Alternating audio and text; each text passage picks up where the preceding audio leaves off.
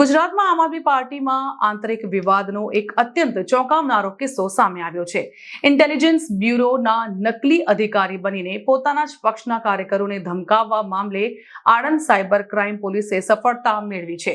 આ સમગ્ર મામલે પોલીસે વડોદરા આપના પ્રમુખ અશોક ઓઝા અને આણંદના નીતિન પટેલ નામના શખ્સની અટકાયત કરી કાયદેસરની કાર્યવાહી હાથ ધરી છે।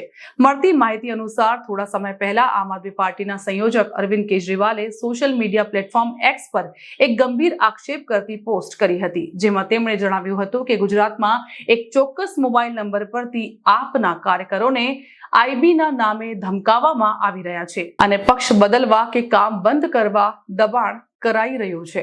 આ દરમિયાન આણંદના આપ કાર્યકર કેશવ ચૌહાણને પણ એ જ નંબર પરથી ધમકીભર્યો કોલ આવ્યો હોવાથી તેમણે તાત્કાલિક આણંદ સાયબર ક્રાઇમ પોલીસ સ્ટેશનમાં ફરિયાદ નોંધાવી હતી।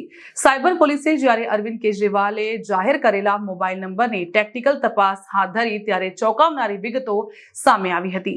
આ નંબર આણંદના નીતિન પટેલના નામે એક્ટિવ હોવાનું ખુલ્યું હતું। પોલીસે તાત્કાલિક નીતિનની અટકાયત કરીને પૂછપરછ કરતા આખો મામલો પક્ષની આંતરિક વિવાદનો નીકળ્યો હતો। નીતિન પટેલે પોલીસ સમક્ષ કબૂલાત કરી હતી કે વડોદરા આપ પ્રમુખ અશોક ઓઝાએ તેના આ નંબરનો ઉપયોગ કર્યો હતો અને તેણે જ નકલી આઈબી અધિકારી બનીને ફોન કર્યા હતા।